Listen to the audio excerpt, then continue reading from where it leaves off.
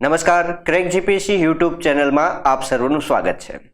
આજે આપણે વાત કરવાના છે એક નવી યોજના વિશે કે જે અસંગઠિત શ્રમયોગીઓ માટેની પેન્શન યોજના છે, પ્રધાનમંત્રી શ્રમયોગી માનધન યોજના।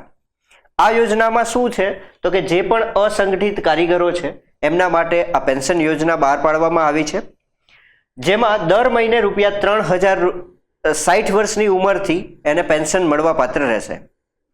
આ યોજનામાં કોણ લાભ લઈ શકે તો આપણે કહ્યું એ પ્રમાણે અસંગઠિત ક્ષેત્રના જે પણ શ્રમયોગી છે એ, જેમ કે એના ઉદાહરણ જોઈએ તો રિક્ષા ચાલક, ફેરિયા, મજૂર, ઘરેલું કારીગર હોય, દરજી, આંગણવાડી વર્કર્સ, પાનના ગલ્લાવાળા અથવા તો નાની દુકાનવાળા, તેમજ આવા જે પણ કારીગર હોય જેમની માસિક આવક 15,000 રૂપિયાથી ઓછી હોય તો એ વ્યક્તિઓ આ લાભ લઈ શકે।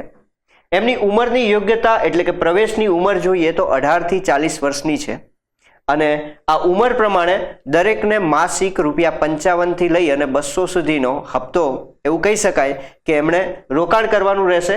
માસિક 55 થી 200 રૂપિયાની ચૂકવણી કરવાની રહેશે, જેમાંથી પહેલો જે હપ્તો છે, પહેલી ચૂકવણી છે એ તમારે રોકડમાં આપવાની રહેશે, ત્યારબાદ તમામ ચૂકવણી ઓટો ડેબિટ તમારા ખાતામાંથી થશે।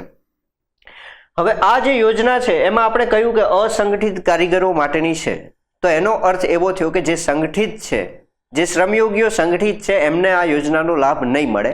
અને સાથે સાથે આપણે એવું કહી શકીએ કે જે પીએફની સગવડ ધરાવે છે, ઈપીએફઓ, એનપીએસ એટલે કે ન્યૂ પેન્શન સ્કીમ છે, અથવા તો આવકવેરો જે ભરે છે એવા વ્યક્તિઓ આ યોજનાનો લાભ નહીં લઈ શકે।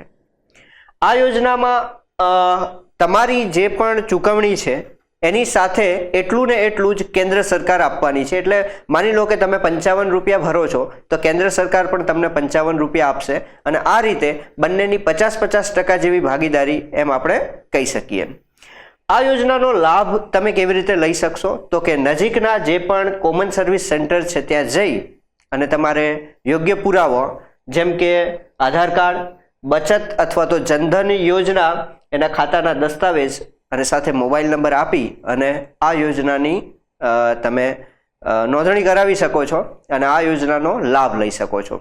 ખાસ કરીને અસંગઠિત શ્રમયોગીઓ માટે આ સરસ મજાની યોજના છે કે જે લોકોને પેન્શન મળી શકે, 60 વર્ષથી એ લોકો પેન્શન મેળવી શકે એના માટેની આ ખાસ યોજના છે કે જેને આપ તમામ લોકો સુધી ખાસ કરીને પહોંચાડો કે એ લોકોને લાભ થાય અને એ પણ આમાં જોડાય અને એમનું ભવિષ્ય સુધરે। તો ખાસ આપ સર્વને વિનંતી છે કે આ વિડીયોને ચોક્કસથી શેર કરજો આપના સંબંધી, આપના મિત્ર વર્તુળમાં, કે જેથી એ લોકો આ લાભ લઈ શકે। Thank you.